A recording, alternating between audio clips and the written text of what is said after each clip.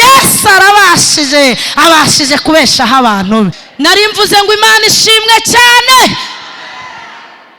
Aba basore ngo ibishyimbo barabirya, bagiye kwiyereka umwami basanga barasa neza. Imana yacu ibashije kwisobanura imbere y'ibintu bitubaza ngo Imana dukorera iri hehe. Baroko, Imana yacu irabashije. Hari imigisha dukura mu gakiza tutakura iyo tuvuka.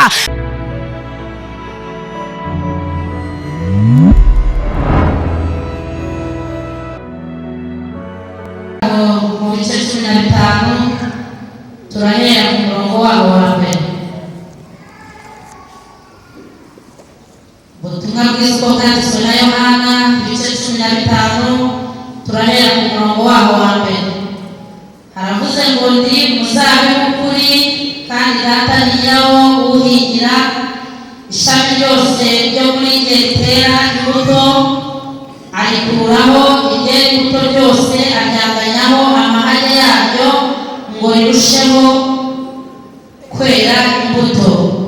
None mumaze kwezwa n'ijambo nababwiye, mugume muri jye nanjye ngume muri mwe. Nk'uko ishami ritabasha kwera imbuto ubwaryo ritagumye mu muzabibu, niko namwe abibasha nimutaguma muri nge. Munyikirize muvuge ngo amen. Abasanze nivuze amazina yanjye ni yayandi, nitwa Uwingabire Gaudence. Aha mpaza kenshi Mama Naziri, ndacyari umukristo. Haleluya. Shimiye Imana, shimira n'ubuyobozi bw'itorero buba bwadutekerejeho ngo tuze tuvuge Imana. Imana ishimwe. Nari mvuze ngo Imana ishimwe.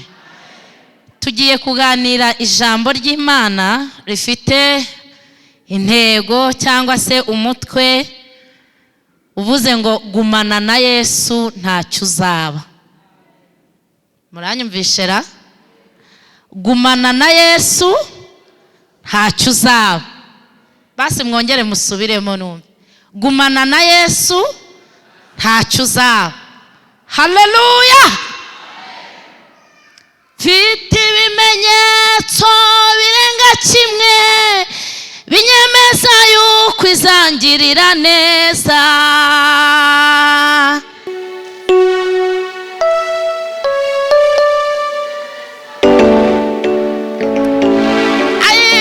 Mfite ibimenyetso birenga kimwe binyemeza yuko izangirira neza.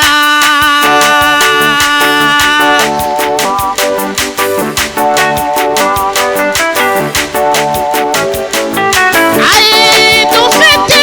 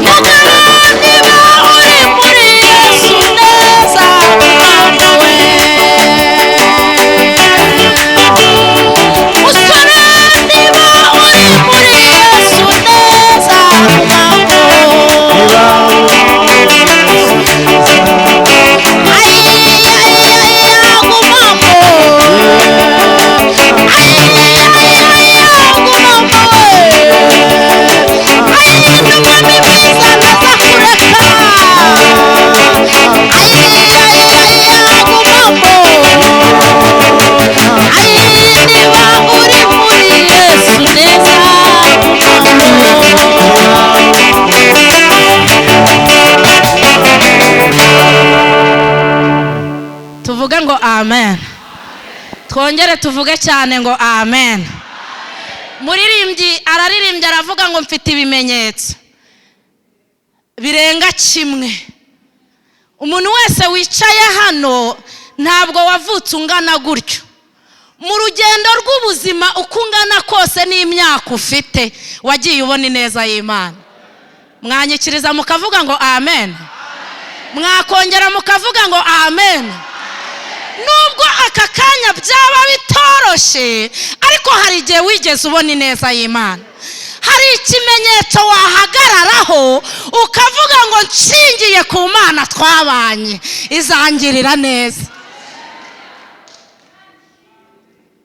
Haleluya. Ubundi abazima nibo bashima Imana. Iyo utarapfa umwuka ukirimo uba uri umukandida wo kugirirwa neza n'Imana. Kandi niba uri muri Yesu neza bigumemo. Haleluya. Kuko kubana na Yesu, nugumana na Yesu nta kintu uzaba. Ushobora kugumana n'abantu bikanga, wagumana n'ibintu bikanga, ariko nugumana na Yesu nta kintu uzaba. Dusomye aya magambo dusanze mu gitabo cya mbere cya Samweli, ni inkuru za Sawuli zirimo Dawidi, havugwamo Dawidi, hakavugwamo n'umugabo bita Dowegi, hakavugwamo n'Abimeleki, hakavugwamo n'Abiyatari. Ni igihe Dawidi ngo yari amerewe nabi, aguwe nabi, ajya gushaka umutambyi ngo agishe inama, amugishirizemo inama mu Uwiteka. Ngo aragenda agira n'amahirwe aramubona. Ariko hafi aho ngaho hari umugabo bita Dowegi. Dowegi ngo ntiyabiceceka kuko Dawidi yari umwanzi wa Sawuli. Sawuli yaramwangaga, ni nk'uko Satani atwanga. Muranyumvishera? Nta gihe Satani ateze kudukunda. Mwibuke ko dutuye turi mu bwatsi bwe, ariko nitwubahiriza amategeko ye. Mbibutse ko nta gihe uzaba inshuti na Satani keretse nukora ibyaha. Ngo akimara kuhagera koko bigenda neza, bamuha no ku mitsima. Ariko ngo hari umugabo bita Dowegi, ngo Dawidi amubonye abona nazabiceceka. Ngo aragenda, amaze kugenda Dowegi ahita asanga Sawuli, aramubwira ngo umwanzi wawe yaje ku batambyi bamugishiriza Uwiteka inama. Ngo Sawuli ahita ahamagara abo batambyi arabibabaza. Ngo arangije kubibabaza, Dowegi nawe yari ari muri iryo teraniro, yari ahari, ngo ku buryo ngo byabahamye ahita ategeka yuko babica. Koko birakunda, barapfa, arabica. Ngo amaze kubica, ariko nubwo bapfuye abo batambyi, ngo harokotse umwe witwa Abiyatari. Haleluya. Ndi gusoma izi nkuru zanryoheye. Ntabwo abantu bose bazapfira gushira, hari n'abo Imana yizigamiye. Mwanyikirije mukavuga ngo amen. Mwakongeye mukavuga ngo amen. Ntabwo Satani bose azabica, oya, ntabwo bizakunda. Hari abantu Imana izisigariza bitewe n'impamvu. Ngo uyu acika icumu ryabo Abiyatari, ajya rero kubikira Dawidi. Ngo yahungiye kuri Dawidi, ageze yamubwira ibyabaye. Dawidi aramubwira ati nkibona Dowegi nabonaga atazabiceceka, ariko nibwo yamubwiye umurongo dusomye, aramubwira ngo gumana nanjye. Uhiga ubugingo bwanjye ni nawe uhiga ubwawe, nugumana nanjye ntacyo uzaba. Haleluya, haleluya. Gumana na Yesu, komeza ubane nawe nubwo bitoroshye, ariko wiva kuri Yesu ntacyo uzaba. Mwanyikiriza mukavuga ngo amen. Mwakongera mukavuga ngo amen. Ibintu byo kwa Yesu ushobora kubona nonaha ukabona nta shusho,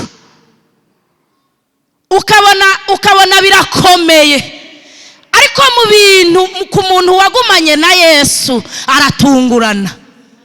Umuntu wabanye na Yesu aratungurana.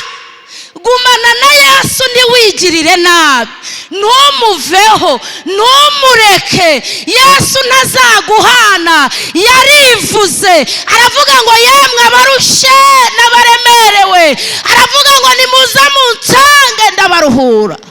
Niwe wenyine wemeye kujya turuhura imitwaro yacu. Arabizi ko muri uru rugendo harimo imvune, muri uru rugendo harimo amakuba, ariko yarivuze aravuga ngo ni umufasha utabura kuboneka mu byago no mu makuba. Gumana na Yesu wigira aho ujya, ntacyo uzaba. Aya dusomye mu butumwa bwiza uko bwanditswe na Yohana, yarivuze aravuga ngo ninjye muzabibu w'ukuri. Aravuga ngo kandi namwe muri amashami.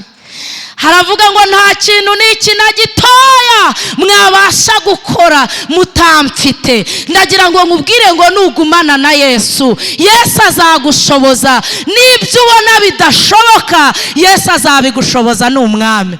Mwamukomera amashyi Yesu. Nimwongere muyakome cyane, Yesu ni umwami.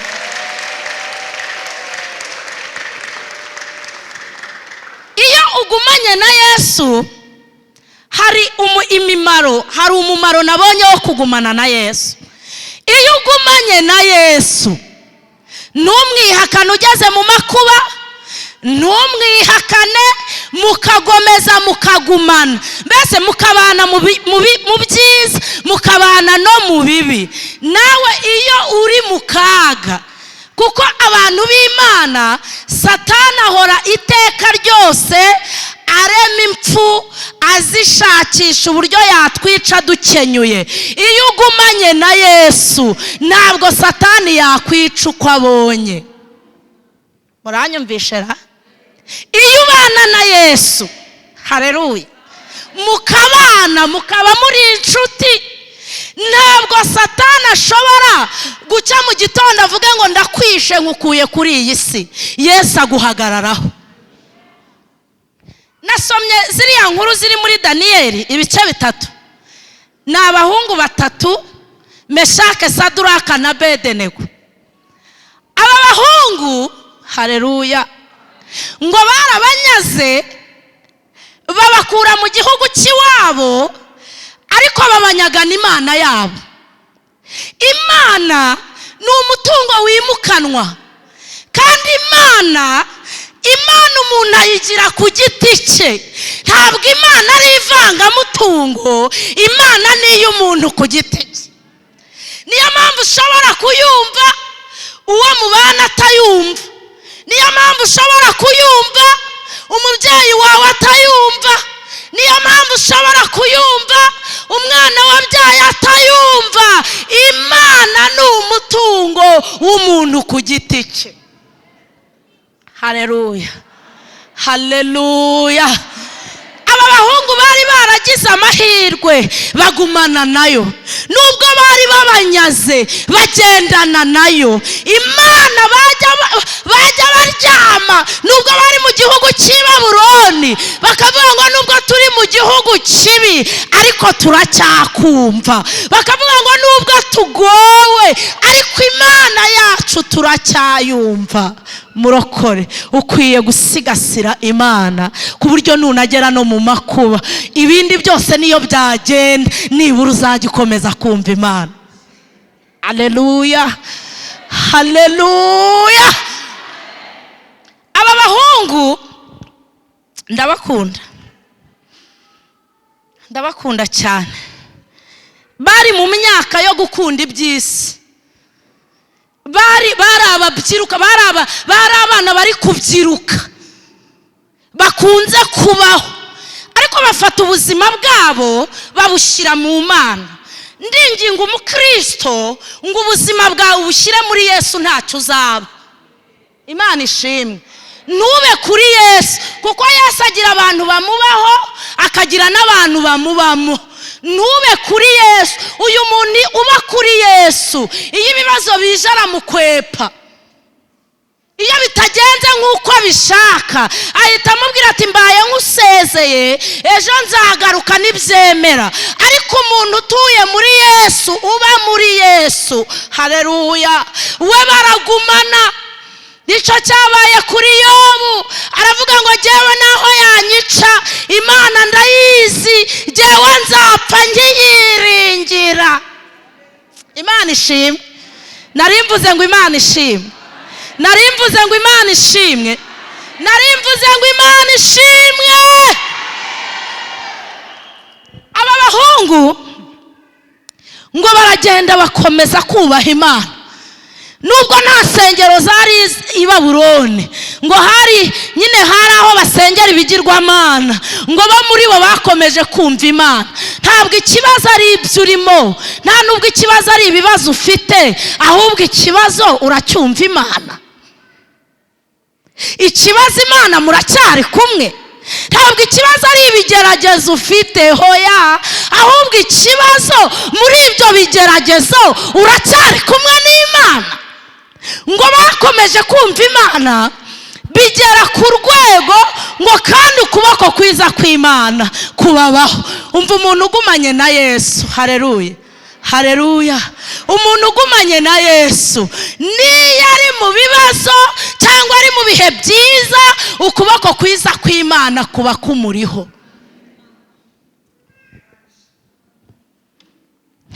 Imana ishimwe cyane. narimvuze ngo Imana ishimwe cyane. narimvuze ngo Imana ishimwe cyane. aba basore ngo baragenda bakomeza bubaha Imana kuko bayumvaga, bakomeza kuyizera nk'uko bari barayitojwe. wanyemereye ugakomeza ukizera Imana. aba bahungu bigeraho bizeye Imana, babwira babagaburiraga, barababwira ngo kubera ko twamenya amakuru y'ibiryo murya uko biba byagenze, twebwe mujya mutwihera ibishyimbo kubera Imana yacu irabashije. haleluya, haleluya. ngo ibishyimbo barabirya, bagiye kwiyereka umwami basanga barasa neza. ibyo bivaho ngo baza kugera ku rwego abanyagihugu babagirira ishyari. ukwiye kuba mu Mana kugera ku rwego Satani akugirira ishyari. muranyumvisha ra? ibi bintu ngo abantu ngo basenga ngo barokore ngo batinye intambara ngo banga ngo ko babavuga. hari n'igihe usanga tuvuga ngo mu barokore baravuga, we ngo baravuga. reka mbabwire, niba koko uri mu Mana, ukwiye kuba mu Mana ku buryo ubangamira ubwami bwa Satani. mbibutse ko tukiri ntabwo twari twagera mu ijuru. muranyumvisha ra? haleluya, haleluya. undi muririmbyi yararirimbye aravuga ngo urwane intambara nziza. aravuga ngo Kristo ni imbaraga zawe. aravuga ngo ufate ubugingo aguhaye, niburangiza bukubere ibyishimo. ukwiye kurwana intambara kuko uracyari inaha, turacyari inaha, ntabwo twari twava mu isi. ni igihe nzaba nacyambaye umubiri upfa ngo nibwo nzasezera ku bihe byo gusenga. naho ubundi ukiri muzima ibigusengesha birahari, birahari. aba basore ngo babagirira ishyari, ngo baragenda babwira umwami, baramubwira ati ariko mwami, waremye nibura ikigirwamana, bagize ikigirwamana, nibura ukakirambika hariya mu kibaya cya Dura, abantu bose bakagihuriraho bakakiramya, rikaba ari itegeko risohotse rivuye ibwami. noneho utazakiramya kubwo azaba akugandiye. noneho ko n'ubundi gihano cyo gutwika abantu gihari, utazabyemera akazajugunywa mu itanura ryaka umuriro. umwami aravuga ati si ibyo bitwaye iki? itegeko ararisinya, arabyanzura. ariko nta kindi bashakaga aba bahungu ko ari batatu. ngo igihe kigeze, haleluya, haleluya, haleluya. ngo igihe kigeze bavuza amakondera n'amabubura. Izo nkuru ziri muri Daniel ibice 3 muze kuzisoma. Ngo aba bahungu kubera yuko Imana yabo bari kumwe nayo baravuga ngo twebwe twasenze Imana kandi Imana yacu turabana, ntabwo dushobora kujya kubararira igishushanyo cy'izahabu umwami yakoze. Ngo bavugije amabubura babona ntibubamye, ngo bakomeje kuvuza amakondera babona ntibubamye. Ngo bahita birukanka ku mwami baramubwira ati dore babanyagano bawe babandi ukunda mbibutse ko umuntu uri muri Yesu igikundiro cye cya Yesu kimuhamaho. Haleluya, haleluya. Igikundiro cy'Imana kikubaho iyo tuba muri Yesu, iyo ubana n'Imana neza. Ndagira ngo nkwibutse ko igikundiro cy'Imana, kuko abantu babona Imana si babona wowe, noneho bakaza. Kandi abantu bose yaba ari abizera n'abatizera bakunda Imana, kuko Imana ni umutware. Imana ni byose kuyifite. Imana irashoboye, Imana ni inyembaraga, Imana ni rubasha. Haleluya! Imana irakomeye. Ngo babashira umwami bamugezeho arababaza ati niki nimwe mwabyitumye kugandira itegeko ryanjye? Nibura nimumbwire, hari umuntu wabagiriye inama ngo tumenye nibura ko hari umuntu waba ari gushaka ko nabagirira nabi?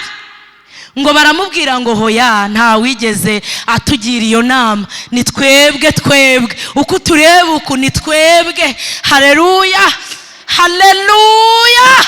Baramubwira ngo twebwe dufite Imana iba muri twe itabangikanwa. Mbibutse ko Imana yacu ntabwo ijya ibangikanwa, ni Imana yivuze, iravuga ngo ndi Imana ifuha. Imana yacu dusenga ni Imana ifuha, ni Imana yanga ibyaha n'ibisa nabyo. Bari barabisobanukiwe, baravuga ngo ntabwo twakubarara kuko muri twe harimo Imana. Ngo umwami azabiranwa n'uburakari buramufata. Harababwira ageraho ababwira ngo none Imana iri bubakize amaboko yanjye ni iyihe? Imana iri bubakize, Imana ishobora kubarengera, Imana ishobora kubatabara, iyo Mana ni iyihe? Ngo bahita bamubwira, baramubwira ngo nta mpamvu twebwe twagusubiza iri jambo. Kandi ibintu biba bitubaza Imana dusenga birahari. Muri kunyumvara? Haleluya, haleluya. Ibintu bitubaza Imana dusenga twasenze biba bihari. Ariko reka mbabwire, iyi Mana dusenga ni Imana ishakwa ikabonwa, ni Imana igaragara, ni Imana igiseruka mu byago no mu makuba. Iyi Mana yacu iragaragara. Haleluya, nimuyikomera amashyi. Ni Imana igaragara. Ubundi ibyago n'amakuba ni ibintu bibiri bitandukanye.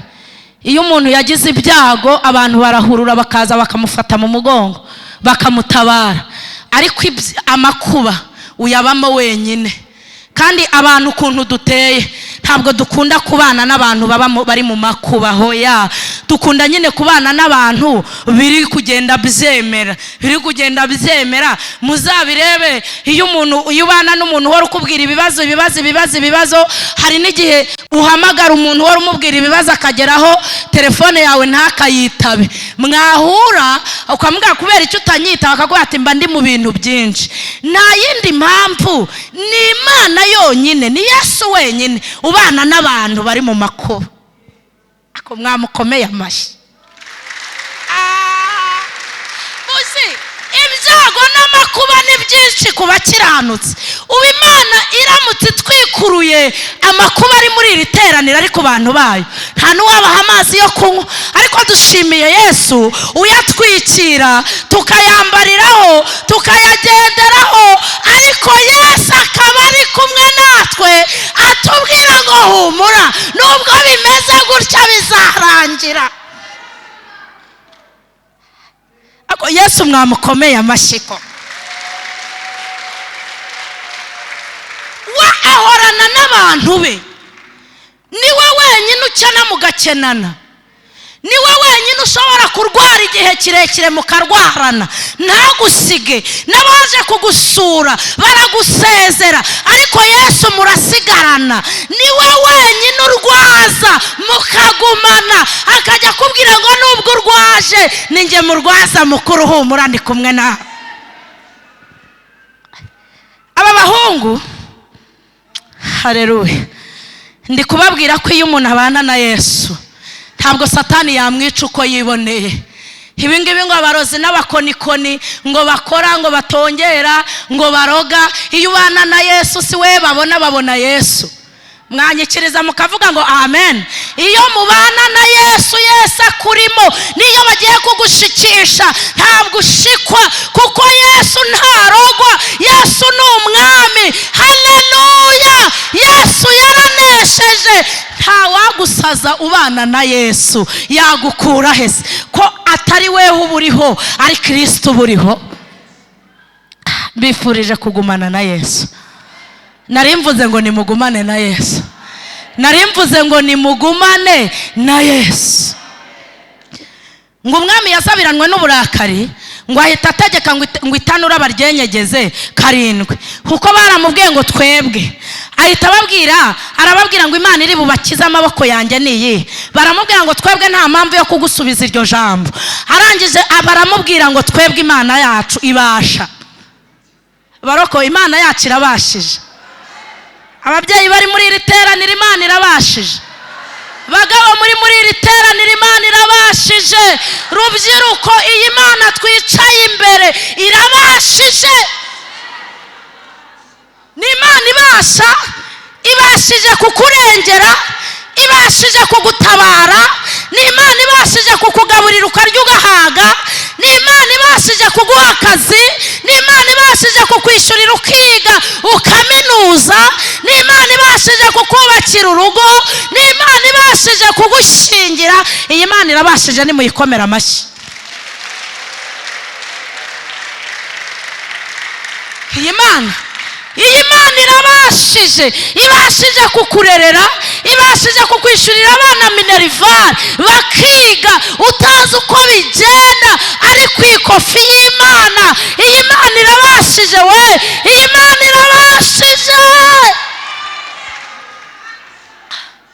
irabashije, ibashije kugutunga buri kwezi, nta hantu ujya kubikuza amafaranga kuri konte, nta banki ujyamo kubikuza. Iyi Imana irabibashije. Iyi Imana ibashije kukubeshaho. Iyi Imana ibashije kubesha abantu mu mazu batagira shinge na rugero. Iyi Imana irabashije.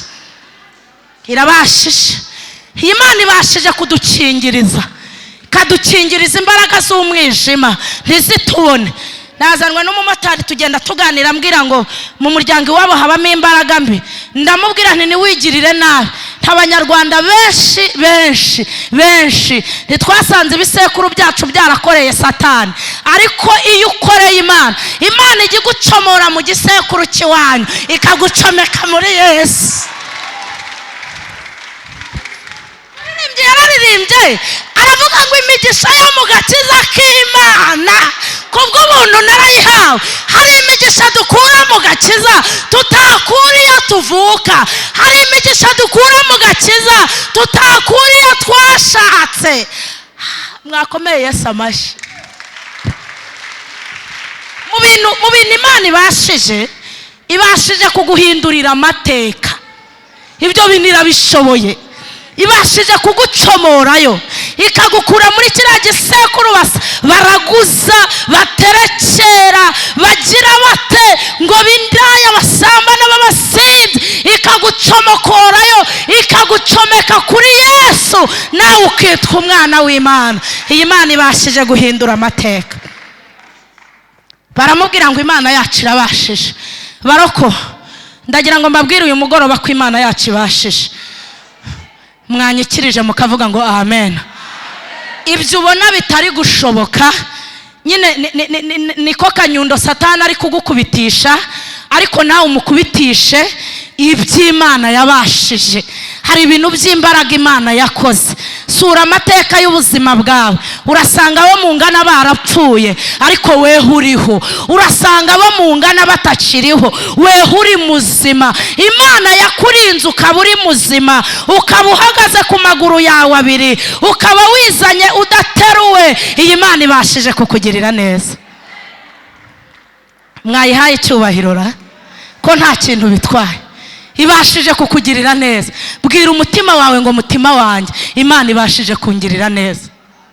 Bwira umutima wawe, ubwire ngo ntiwigirire nabi, ntiwigirire nabi.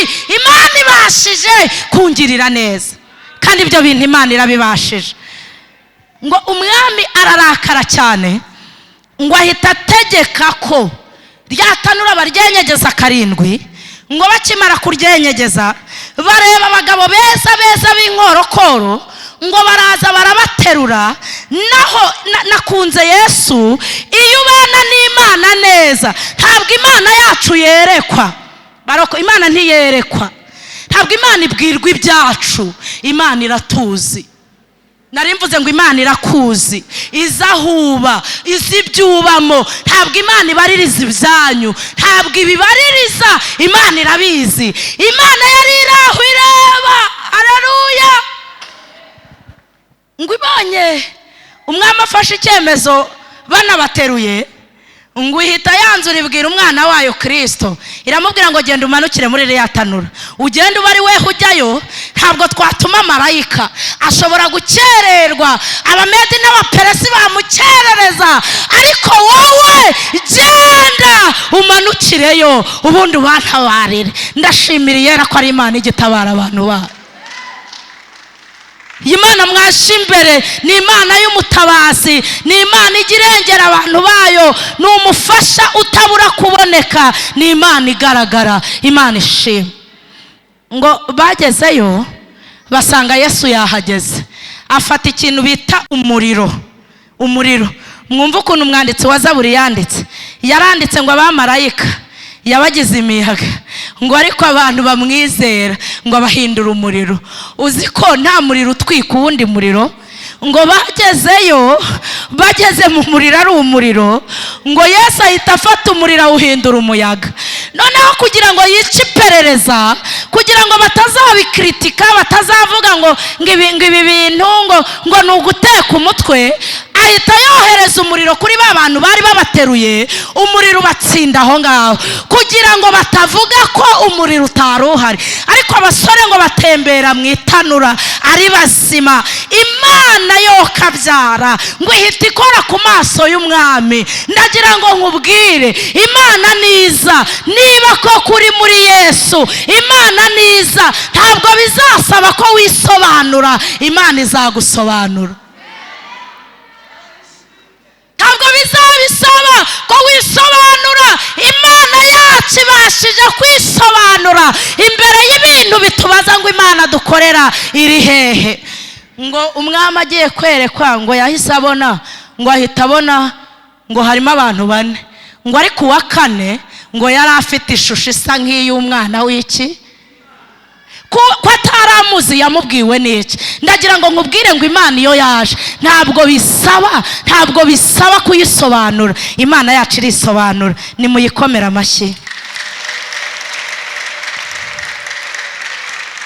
Narindi kuvuga ko iyo uri muri Yesu akurinda gupfa ukenyutse, akurinda impfu zateguwe na Satani, akaguha ubuzima. Aba bahungu bavuyemo, ahita atangaza aravuga ngo nta yindi Mana yo gusengwa usibye Imana ya Meshake, Saduraka na Bedenego. Nimugume muri Yesu, nimuhamemo, mwivamo. Nawe niba utari urimo, ufata umwanzuro wo kubibamo neza. Iyatabaye abatubanjirije, iyadutabaye nawe izagutabara. Imana yo mwijuru ibaha umugisha.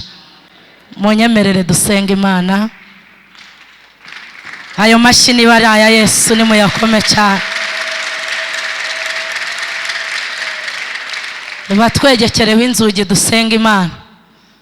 Ndashaka ko dusengera abantu. Hari abantu umwuka yameshuriye, ndagira ngo dusengane nabo, kuko Imana ibashije gukiza abantu bayo. Ibyo bintu irabishoboye mu mbaraga Imana ifite mu bubasha n'ubushobozi, ngo mu mibyimba ya Yesu, muri za nkoni bamukubise, ngo niho adukiriza mu indwara. Ndashaka gusengana n'abantu kuko Imana riri kumbwira ngo barenze umwe bafite ubwoba bwa kanseri. Hari abantu bafite imisonga mu mabere, n'ubu hari uwo tuvugana umereye nabi. Hagurukira ku maguru yawe dusenga Imana. Yesu afite imbaraga zitanga ubuzima.